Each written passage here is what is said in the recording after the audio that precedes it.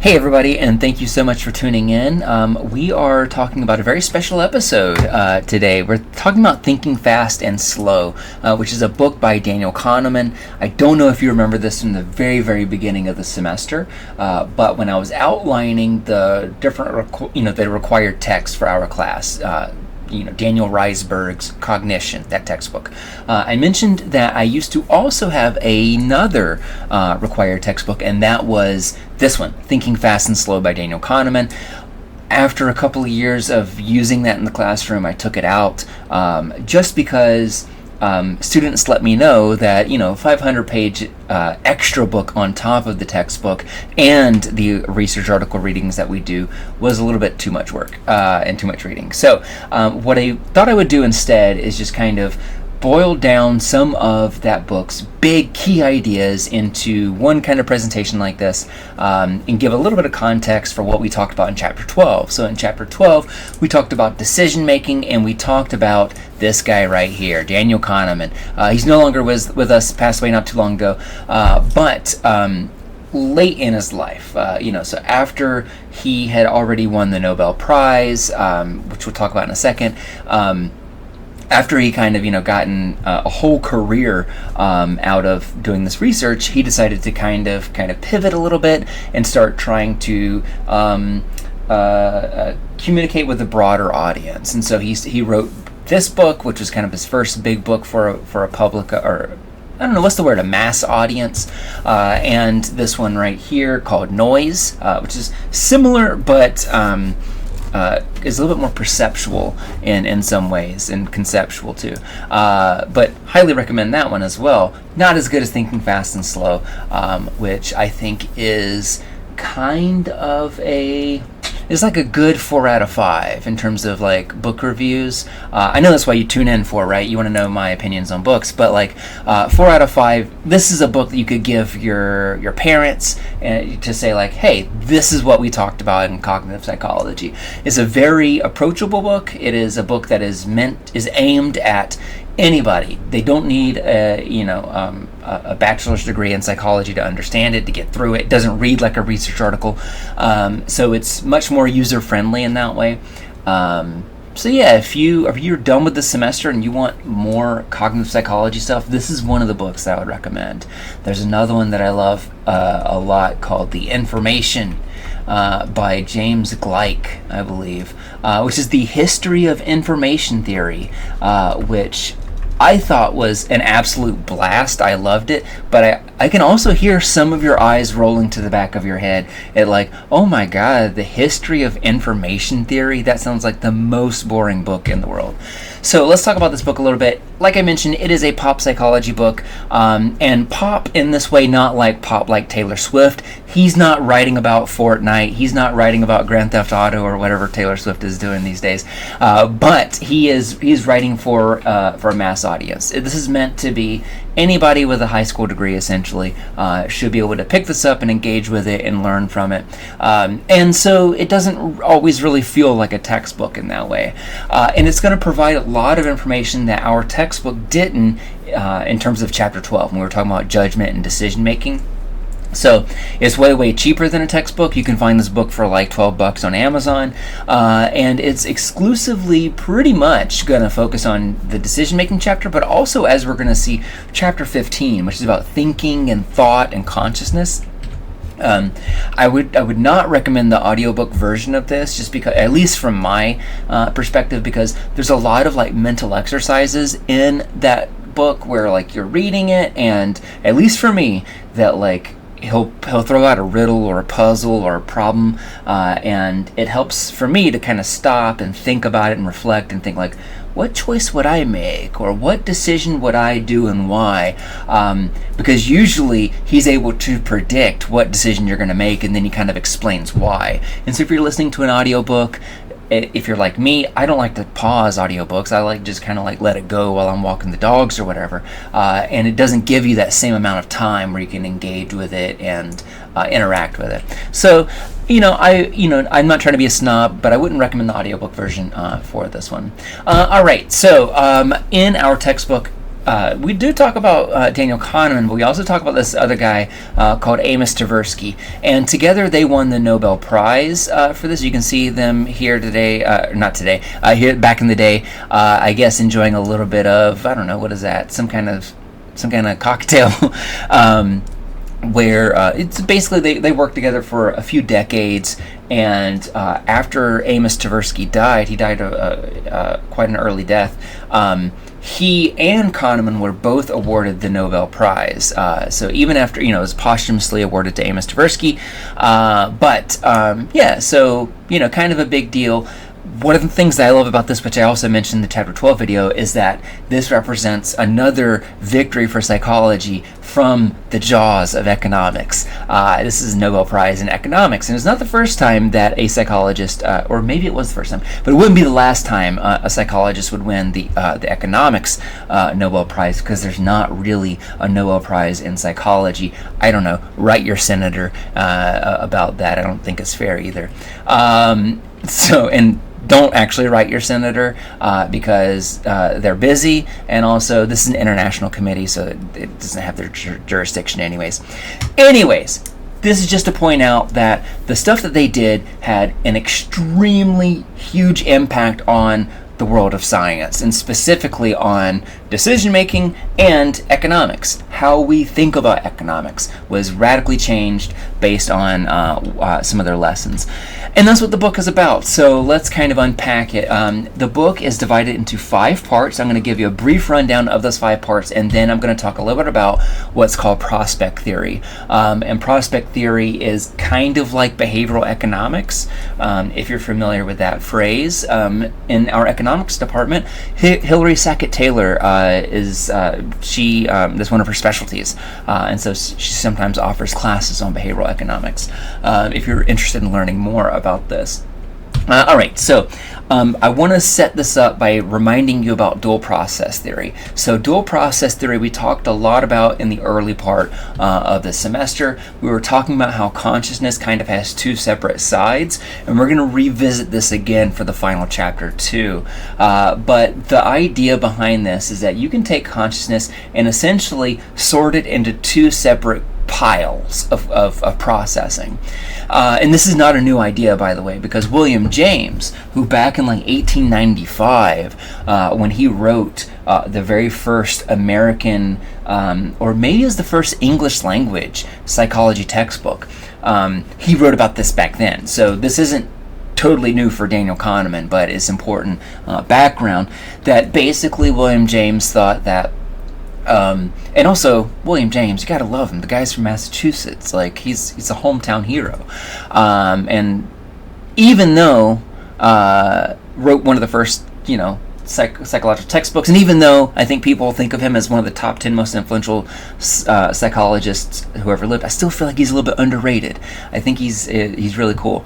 But he divided it into association and reasoning, and you can even think about this in a way as kind of like classical conditioning versus cognition, if you want to think about it that way, where we have these kind of more ingrained, involuntary kind of behavioral processes, like your association with something. So whenever a hot, warm brownie is put in front of your face, you don't have to think about, is it good or not? You have an association with brownies, that it's positive, that they're delicious, that you like them, you remember them as a kid. And so we are fond of brownies. We don't have to think like, based on the calorical content of this, and factoring what I call the yumminess quotient, this seems like it would be a good thing to eat. That's not how we think, right? So if we wanted to, we could say, wait a second, even though those brownies smell delicious, they're probably not good for me because I'm trying to watch my caloric intake right now, and I shouldn't be having so many sugars right now for whatever reason, or who knows. But basically, then you're stopping your association and providing reasoning to make that decision. Petty and Cacioppo in the 80s kind of talked about this again, and back then people acted like they were inventing this, but it was really just kind of a reiteration of what William James said almost 100 years ago, that our consciousness is partly heuristics, so these mental shortcuts, these simple rules that govern decision making like we talked about in chapter 12, versus analytics, which is whenever you stop and think about something. But like I said, very, very similar to the same thing William James was talking about. And then we have Kahneman in 2003 wrote this big paper about dual process theory, unpacking it, and that's where we're kind of picking up here, where he believed that we had system 1 and system 2, which he refers to as kind of like intuition versus reasoning. And so, as you may remember, system 1, you can think about system 1 because system 1 occurs first. It is faster. System 2, it's second. It is slower and more deliberate.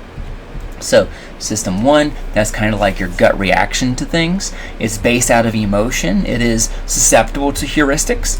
And then we have system 2, which is slower, more effortful, more logical in its context. Kahneman refers to this as the lazy system, which can be a little bit confusing for some folks because it's lazy, like you have to kind of poke it and prod it before it wakes up and kind of does its thing. But once it is awake, the kind of calculations you can do. So think about whenever you're like doing times tables. If it's a times table that's like, what is 7 times 3? That's something that you basically have from years of practice, and you got it dedicated to memory. So 7 times 3 is 21. You don't have to think about it too much. But if I asked you what is 21 times 17, then you have to kind of stop, think about it, maybe do some mental math, maybe write things down. Then you're kind of waking up that system 2. You're waking up the more reason-based approach. And generally speaking, our brains don't like to do that. It's not a judgment against you. I'm not calling you lazy, but your brain is lazy. And really it's that our brain is efficient, that it is trying to conserve energy and not overexpend itself at all times, because our brains are very resource intensive. And so any shortcuts we can take, like heuristics, we're apt to take. And that's why Kahneman calls it kind of the lazy system. We'll talk more about that in chapter 15, but some of the ideas I want to kind of implant in with you now are this notion of cognitive ease and priming. And so cognitive ease is when things seem to be easy to understand, we tend to think that it's more believable or more trusting, or more trustworthy, I should say. And I don't want to go into too many examples that I'm going to talk to death in chapter 15, but if you see someone's handwriting, for example, if someone's handwriting is very clear, they write you instructions in very clear font, then you're more likely to not question it. You're going to accept it and be like, okay, these are the directions. But if you see somebody's handwriting and it's really hard to read, once you kind of see what it says, then you're kind of second guessing those instructions. You're like, is that really right? And I see this all the time whenever, people have prescriptions from their doctors, and, doctors' handwriting is usually really bad. So you're looking at a prescription and you're looking at it, and this is back whenever they had paper prescriptions. You may not even get those anymore, but you're looking at that paper prescription and it looks like chicken scratch, and you're like, is this right? Is the doctor accidentally going to prescribe me something incorrect? Is this actually going to hurt me? Because you can't read the handwriting. So it's not just that it's harder to process, it's that because it takes us a while to process it, because it's harder for us to perceive, we tend to be less trusting of it. We tend to think that it's less accurate. Whenever something is very easy to process, we tend to think that it is very accurate. And we'll talk more about that in chapter 15. And then unconscious priming, there are some really interesting examples of this that we'll talk about a little bit later, but priming is this which we did talk a little bit about in chapter 6. One of the reasons why I like this little bonus chapter is because it does a kind of a fun job of wrapping up and including a lot of the ideas we talked about throughout the semester. In chapter 6 or 7, when we were talking about memory, you may remember priming. And priming is the idea that, like, if you're exposed to something, it might affect the way that you think or react in new contexts. And so unconscious priming, I think the example that I gave earlier in the semester is like, you ask somebody to hold a hot beverage for you versus a cold beverage, and if it's a stranger and you hand them a hot beverage, they're more likely to rate you as a warm personality, as somebody who is trustworthy, as somebody who is honest and charitable. And if it's a cold beverage, they're more likely to think of you as mean and distanced and aloof and not outgoing. But well, be a little bit skeptical about those kind of claims, and how much they affect day-to-day life, because usually people kind of over exaggerate those findings. All right, I'm going to pause it 1 second. I'll be right back. Okay, sorry about that. I paused it because my dog opened the door and then left, and I felt very self-conscious about that. So I went in and closed the door. So part two of the book is all about biases and about heuristics, and so I'm not going to go into this too much because we already just covered a chapter on it. But basically, Kahneman puts forth the idea that System 1 is responsible for our heuristics and our biases. So System 1 is what is causing us to jump to conclusions. If you remember the Tom W. experiment, which was something that Kahneman and Tversky did in the 70s, that System 1 is whenever we read that description of Tom W. and we think, oh yeah, that guy is more likely to be a computer scientist, even though we recognize that computer science is not a very popular or frequent graduate program. So that jumping to conclusion that comes out of System 1, when we stop to think about it, when we wake up that lazy System 2, that's when we can think like, well, wait a second, what is the baseline rate of graduate computer science programs? That seems to be kind of low, so the likelihood of any random person being in a computer science program must also be low. That is something that we have to use our critical thinking for, and so that's a System 2 thing, according to Kahneman. All right, part number 3. Part number 3 is about overconfidence, and I'm happy to see that this is one of those things that has come up on the internet. I feel like I see it a lot on the internet now. So, I don't know if you've heard of it too. If you've heard of the Dunning-Kruger effect. The Dunning-Kruger effect is this notion that if you know a little bit about a topic, you are typically overconfident in how much you know about this. And anybody who's just starting out a hobby will likely feel this, where let's say that you're getting into gardening and you're taking the summer off and you're starting to learn about gardening, and you learn about all these different seeds, and you learn about how far away the plants need to be, how much water, how much sunlight, what kind of pests they can, are good for the garden and which ones aren't, what kind of soil you need. And as you're learning about these things, you're like, oh wow, I know so much about this. I've learned so much. And then whenever you go to a party and you're lecturing people about this, you feel pretty good.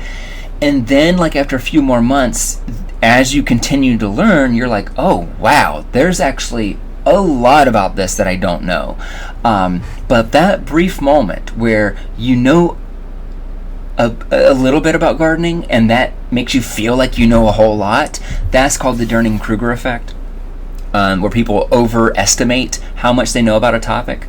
And the reason why I said that this is one of those things that on the internet has kind of been spread around is because we see this all the time on the internet, especially in the podcasting world, where in the podcasting world you'll have people who know about some topic, and they get on on this podcast and they lecture the host about it, and then Joe Rogan or whoever is like, oh wow, tell me more about this, and you as the listener, you're like, oh wow, now I know all about global warming, or I know all about universal basic income, and that gives us an overinflated sense of confidence, where probably more confidence than we should have, given how complicated some of these things are.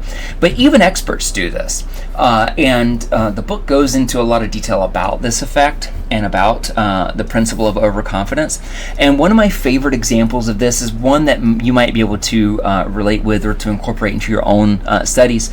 And it's this idea that students that make really good grades, that have really high GPAs, when you ask them when they turn in an exam what their grade was, very often you'll find that students that make good grades usually estimate that they're going to make a worse grade than what they actually do. And the reverse is also true. Students that don't make good grades typically will overestimate how well they do. So if in graduate school, I had a professor who, it was a graduate class on decision making. This was her specialty. And at the end of every exam, she would ask us to write down the number that we think we got right on the exam. So we had to estimate our grades. And if we were accurate, if we got really close, she would give us a little bit of extra credit. And if we were far away, she wouldn't. And so this was a way to try to teach us how to calibrate and how to kind of, have a decent or realistic perception of our decision making and of how confident we are about these grades. But the interesting thing about this phenomenon is that this is kind of like a chicken and the egg thing, that like, is it the case that students make good grades because they think they do worse than they actually are going to do, and that causes them to overstudy and to over prepare, and so by over preparing they're actually making a better grade because they think they're not going to, versus students that maybe they're like, I don't need to study, I think that I'm good, and then whenever they take the exam they don't do as well because they thought they were going to do better. Maybe the reason why those students are not making good grades is because they just have, their sense of confidence is a little bit miscalibrated, and they're being more confident than they should be in how effective their studies are. And so the book talks about intuitions versus formulas, so trying to guess decisions versus using formulas to do that. This is one of those things where like, I'm not going to call out any names, but there's some people that I know that are really big into sports betting and sports gambling. And for me, I never got the appeal of gambling because, like, especially like when it comes to the stock market or when it comes to, gambling at a casino or sports betting and stuff like that, because people use AI and machines to use every potential advantage they can to make accurate estimations here, which means that the people that have the formulas, the people that have the code and the algorithms that are good at predicting this stuff, they're the ones that are going to be doing really well in this. But the people that are just like, I think that I don't know, that Anthony Edwards is going to be on fire tonight, even though he just got injured or whatever, because I'm using my intuition, that my feeling of confidence, knowing like, oh, I know that this player is going to do well because I saw what he was posting on social media, and I know that he's feeling good, and that's better than the Vegas odds. Like usually that stuff's going to get us into trouble because even experts are overconfident in their ability to make decisions when compared with hard data. All right, let's talk about part number 4. We'll talk more, again, I feel like I've said this every slide, but we'll talk more about this in chapter 15. But the main idea here is that the choices that we make are often not rational. And this was a huge issue for economics because economics, if you've taken macroeconomics as part of your core curriculum, you learn about supply and demand. And you learn about these really basic kind of principles that, like if supply is low, that costs go up, and if supply is high, then costs go down, stuff like that. But I don't know. You've got some Apple. You probably have some Apple products, whether it be a MacBook or a phone or whatever. Are those things hard to find? No, like they're readily available everywhere. So why are they more expensive than the competitors, right? Well, part of that is because it's cool to use Apple products. Part of it is that they look good, right? But those kinds of decisions are not exactly rational. They're subjective. They're not purely objective. They're not just looking at the specs, not looking at the specifications of this device and be like, the iPhone and the Google Pixel are roughly the same in terms of their technology, but the iPhone is like $100 extra. Well, why is that?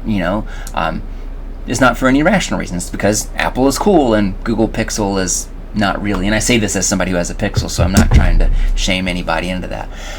But that's an example of where like the laws of economics do not seem to capture everything.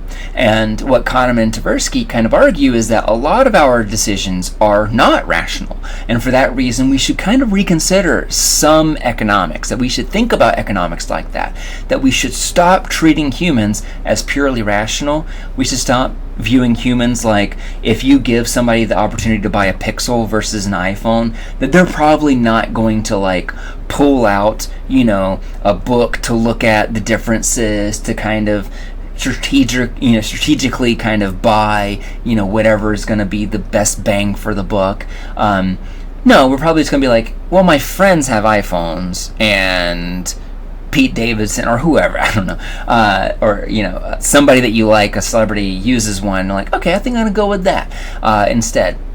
So humans, for example, are very risk averse, and that means that they don't like to lose things, and so that's a very easy example of how humans are not always rational, that we are really afraid of losing things. And so if a mathematical model shows that this gamble might be good, but we have a pretty good chance of losing something, we're going to be averse to it, even if it is in our best interest. We'll talk more about that in just a second here, because Kahneman and Tversky would go on to call this prospect theory, and then that kind of informs behavioral economics, like I was mentioning. The final part of this book, this is where Kahneman, in my opinion, kind of goes a little bit beyond his data here. So this is a really interesting part, but it's not one that I'm super convinced of just yet. So dual process theory, this idea of system 1 versus system 2, Kahneman wanted to kind of extrapolate that to talk about identity and to talk about the self and how we perceive ourselves. And it's really interesting where he kind of points out that if we think about how we are doing moment to moment, then what we are doing here is we are usually kind of thinking about things subjectively. So, for example, if I asked you, how are you doing right now? You might think about, or you would tell me right off the top of your head, I'm doing okay, or I'm doing bad, or I'm in a grumpy mood, I'm kind of mad, I'm kind of nervous, whatever the case may be. You'd probably have some kind of answer. But you wouldn't have to really stop and think about it, right? You wouldn't really have to stop and think about well, tomorrow it is going to rain, and I do have an exam coming up in 3 days, and I haven't studied for those, but I am prepared for that, so I'm actually doing okay, right?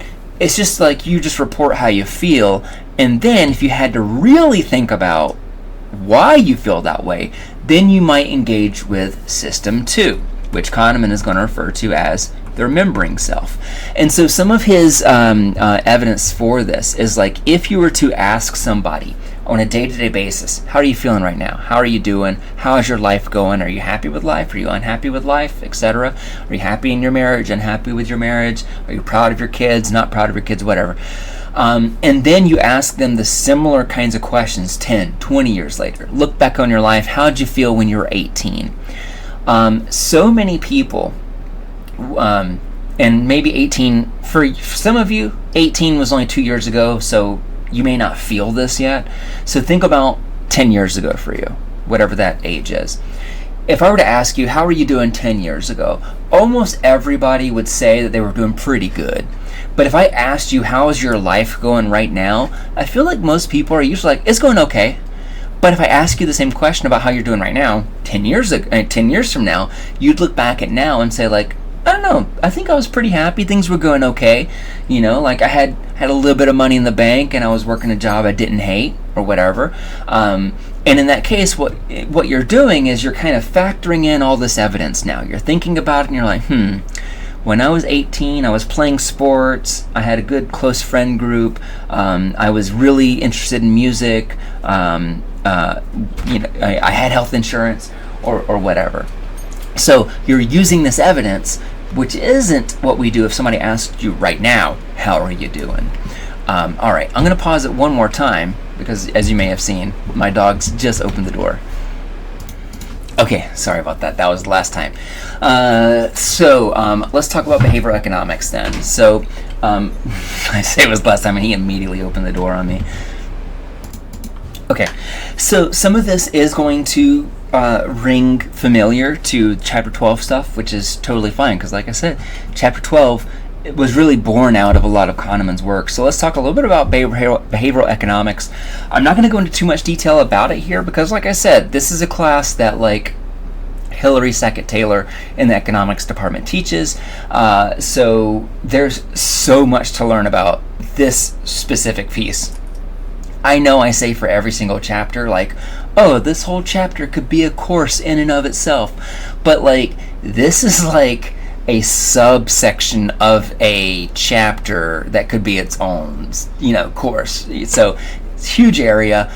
There's a lot to know. So don't get overconfident about what you learn here. You're only learning a little bit, and that little bit might make you feel like you're confident in it for reasons that we talked about in the first half of this video.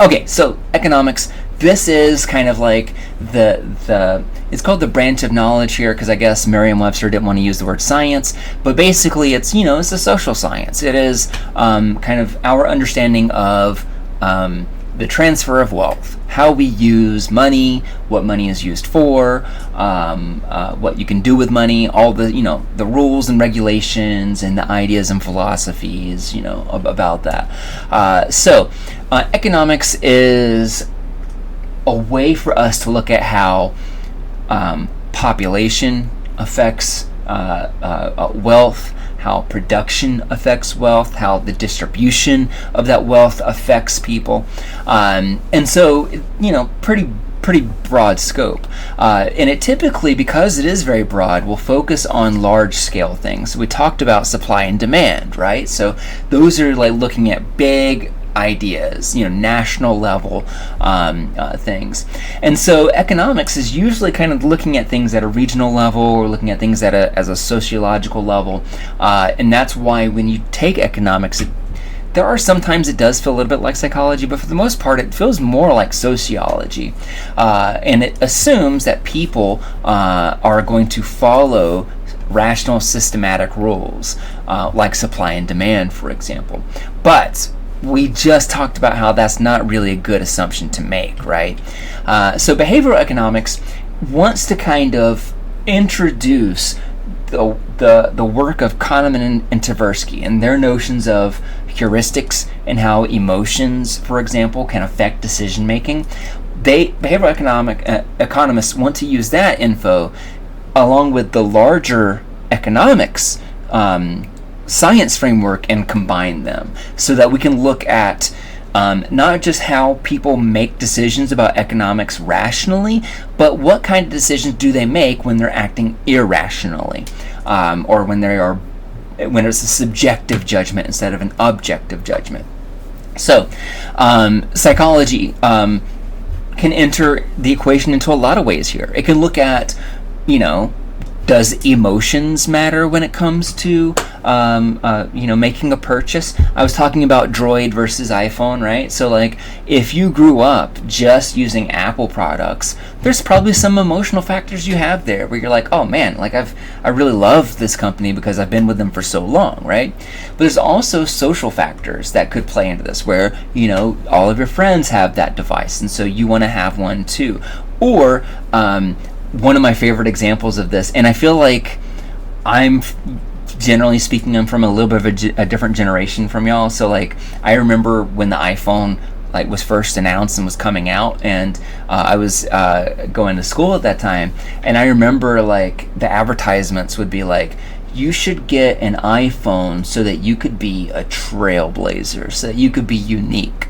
And it just felt so funny that like the advertising for this is like, you should be unique, so you should buy this thing that everybody else is going to buy, right? Well, like, that's the opposite of being unique. That's the opposite of being a trailblazer, right?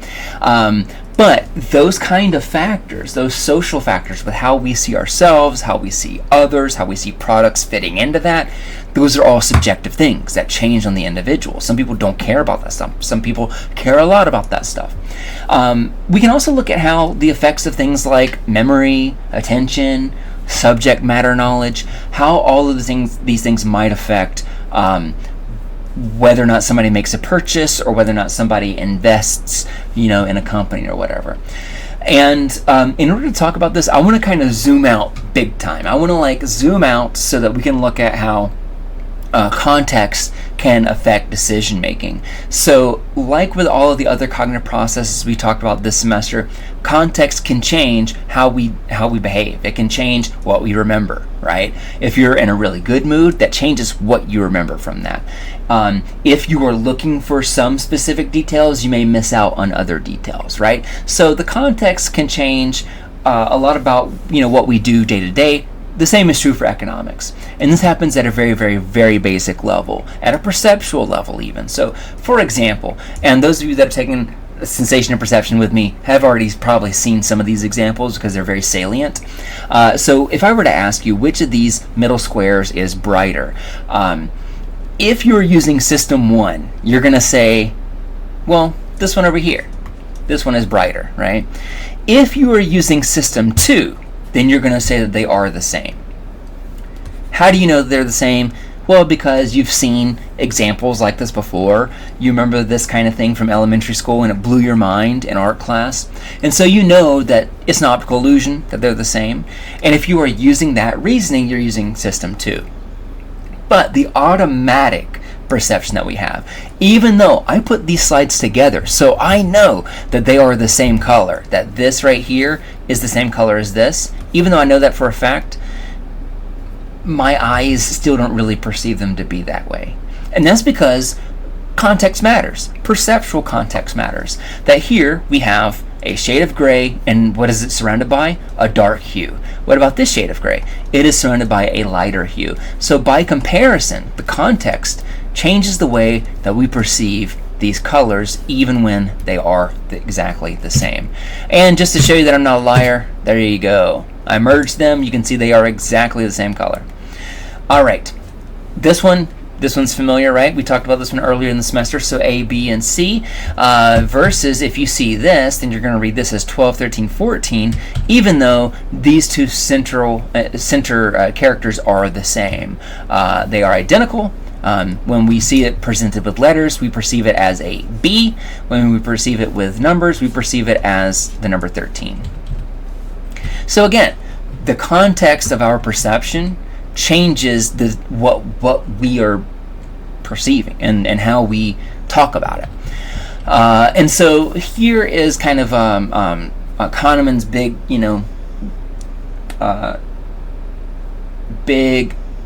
what's the word I'm looking for? His grand kind of grand theory about identity and about perception and decision making. So how do you read this? Because there's a lot going on here. So basically, he's arguing that we have kind of 3 separate stages of processing things. We got the perceptual level, we got system 1, and then we got system 2. And then over here, what we have is these are the cognitive processes. You can think of it that way. And this is what is being processed. What is the content that's being processed? So, for example, if we are looking at processes that are fast, that can happen together, so like things like multitasking, that are automatic, that don't require a lot of effort, that are based out of classical conditioning, that take some time to learn through repetition, that can be evolved in emotion, that those are going to be perceptual in nature and they're going to be intuitive. So they are going to be from system 1. System 2, those cognitive processes are generally very slow. They happen one at a time. They're voluntary, so you can control them. You have to think about them. They are effortful, so it requires some work on your part to wake up that lazy system. We can apply rules and logic for that. They're flexible so that we can think about exceptions to those rules. And they're, generally speaking, not really emotional in nature, right? So that's the kind of cold, logical system 2. And then if we look at what kind of stimuli are being processed, basically Kahneman argues that the perceptual lens kind of looks at basic perceptions and the content of a stimulus, but that when we're talking about things that have happened in the past, present, and the future, when we talk about conceptual things, when we talk about anything based in language, that system 1 and system 2 can both handle those. If we are talking about something conceptual and we're doing so very quickly, so if I asked you, off the top of your head, what do you think about communism? What do you think about socialism? What do you think about democracy? What do you think about capitalism? All those, like, and you gave me your gut reaction to each of those, then that would be an example of system 1. So we're using system 1 to talk about this specific stimulus. It's a conceptual stimulus. If I were to ask you to write 500 words about capitalism or democracy or communism or socialism or whatever, then you have to take a step back and you're like, well, whether or not you felt positively or negatively about any of those things, now you have to kind of step back and defend those ideas, and that's when you're going to be engaging in system 2, hopefully. All right, so let's think about how we make decisions now. So we can exercise both system 1 and system 2 here. So here is a gamble. So in this gamble, if I said I'm going to give you a 50% chance to win $150 or a 50% chance to lose $100. So if it's heads, you win 150. If it's tails, you lose 100. Would you take that bet? Most people would not take that bet. Which is interesting, right? Because if you do the math on this, these are equally likely to occur, is 50-50. Winning, you win more than you lose. So in the long run, you should take this gamble, because if you were to do this 100 times, you're going to end up with more money than what you lose, just mathematically. So why is it that most people don't take that bet? When most people see this, if I were to ask you, call it heads or tails, most people are like, nah, I'm good. I don't want to gamble like that. And the reason why is because we are a little bit risk averse. And in order for people to accept this gamble, in order for people to feel comfortable with this, you would need to change 150 to, generally speaking, about $200 or $201. And then people would be like, okay, actually, yeah, I might take that. So, and again, this is subjective. So that is going to change based on people's finances. If you are feeling a little tight financially, even now, and I don't know, some of you may be like, oh, I would take this because I'm in a tough spot and I could really use that $150. Whereas some people are like, oh, actually, like, I am dead broke and I can't afford to lose even $5, let alone $100. And so that framework, the way that that perspective changes whether or not you're going to accept that gamble. But by and large, on average, most people would not take this gamble unless the amount to win was at least double how much you could lose. Even though economics or economists would say this is a good bet and that most people should take this bet. What Kahneman and Tversky showed is that, like, even though this would be a rational gamble to make, most people are not going to do it. Here is another one. So let's take a look at this. So in this case, we got two different options. Would you rather me take $100 from you 100% of the time? So you flip a coin and it doesn't matter if it's heads or tails, you lose $100.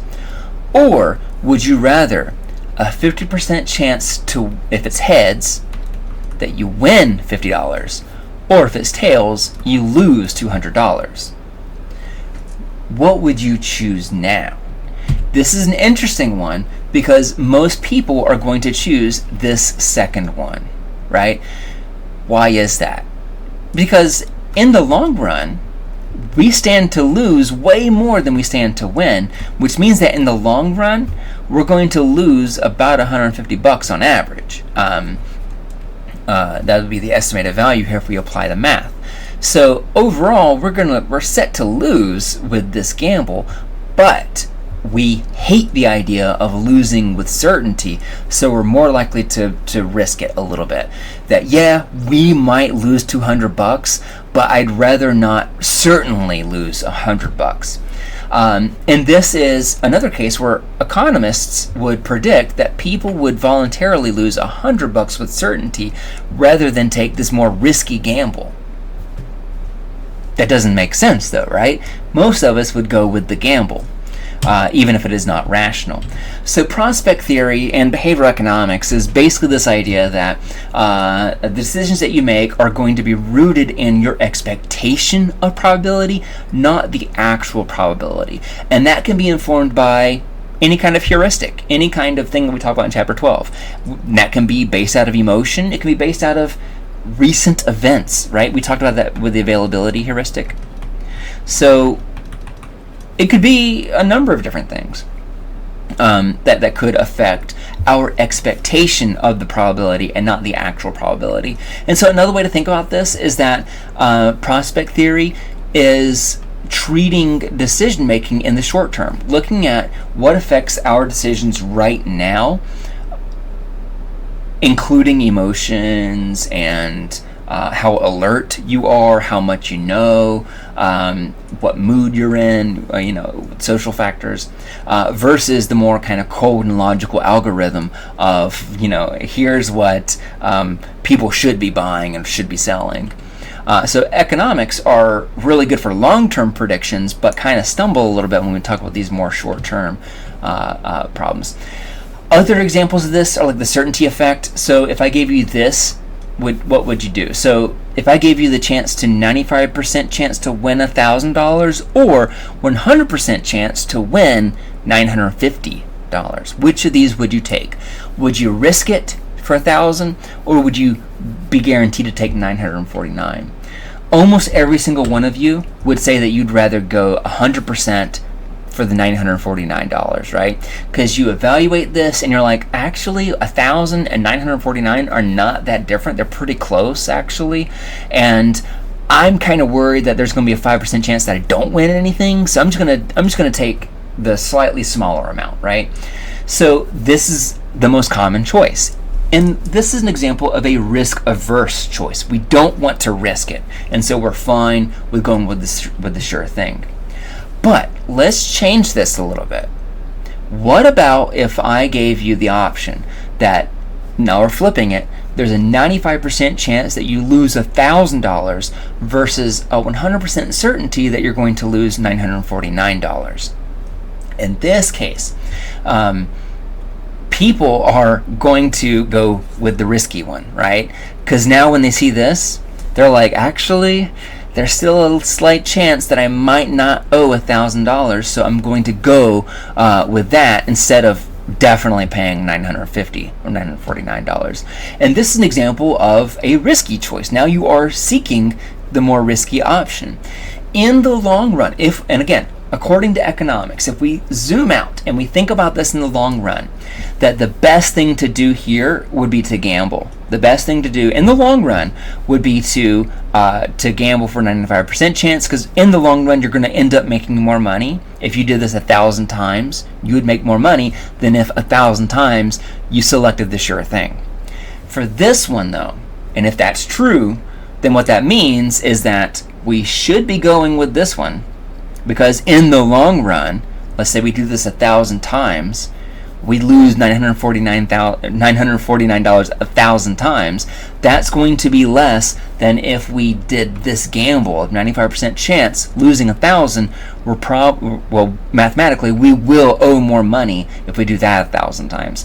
And so this is a really interesting example of how we can be risk averse or risk seeking depending on how that information is presented to us. And we talked about that in chapter 12 as framing effects as an example. Last example I'll talk about here is the possibility. And so actually I'm going to rewind. The certainty effect is that when it comes for making money, we're more likely to go with the sure thing. When it comes for losing money, we're more likely to be risky than to be certain about losing it. But let's look at the possibility effect. This is slightly different. So what would you take here? Would you take a 5% chance to win $10,000 or a 100% chance to win $501? In this case, most people, and I say most people, and this again really depends on your finances, but a lot of people will look at this and you'll say, wait, a 1 in 20 chance that I'm going to win $10,000 versus a 100% chance that I could win $500? Well, 5% could change that could change my entire year, right? That could change a lot of things for me. And 100%, that would be really nice. I could buy a PlayStation, and I could pay off some bills too. But think about if I got that. So in this case, and again, if you're like I was in college and you're feeling kind of tight on money, I'd probably go with the sure thing here, because I'm a frugal person by nature. But most people would go with this one, where they would be more likely to risk the big jackpot rather than go with the sure thing. But if we reverse this so that we have a 5% chance to lose $10,000 versus a 100% chance to lose $500, that does change the math here. In this case, if somebody said, hey, there's a 1 in 20 I said 1 in 20% chance. That's not right. But 1 in 20 chance that you are going to lose $10,000. When I think about that, I'm like, that's life changing. Where like if I lost $10,000 right now, I would be devastated. Like, I would have to be thinking. I'd have to be making some really hard decisions right now. If I lost $500, that's going to ruin my month. I'm going to have to think about how to make ends meet for the month. But it's not going to be as devastating as like, oh, I got to sell my car now, to pay off that $10,000. So because we are so afraid of losing that amount, we're more likely to go with the sure thing now. And so that's an example of how just by changing, whether we stand to gain money or lose money, we keep the probabilities the same. That changes which of these decisions that we make. Last thing I want to mention here is a little bit about how do people measure this. So this might be kind of obvious, but the way that this is measured is generally just kind of asking people, just like you did, which of these gambles would you take, 1 or 2? And then people look at broad trends to see, like, okay, people are more likely to take this gamble versus this gamble. And usually Kahneman and Tversky would ask them as follow-ups, like, well, why'd you make this decision? And then kind of like hear out their responses and try to, come up with hypotheses based on those responses. So we can look at the responses, but we can also look at reaction time, because if we know that system 2 is slower, because it's that lazy system, then we can gauge roughly whenever someone is using system 1 versus system 2. If someone is making decisions really quickly, then that tells us that this is probably either a really easy decision or one they're not really thinking about all that much. They're not applying a lot of math to it. They're not applying a lot of logic and reasoning and forecasting to it. They're just going with their gut. Another way that people study this is with eye tracking, and with eye tracking you can look at pupillometry. You may remember this from chapter 5. We talked about how, like, if somebody is really stressed out, that their pupils get larger. It's kind of a stress response, and so we can assume that if a gamble is a hard decision to make, that pupils are going to be wider versus easier gambles where it's going to be smaller, and we can judge whether or not someone's using system 1 or system 2 based on the diameter of their pupil. And we can also look at gaze duration, so we can see like which of those options do people fixate on, which one of them do they look at the most. If it's a hard gamble, then people are going to look at them longer, obviously, but we would see more fixations in that direction as well. And that's it. So thank you so much for tuning in for this very special episode where I got to tell you about prospect theory and thinking fast and slow. And let me know if you have any questions. Thank you for tuning in, and I will talk to you later. Bye.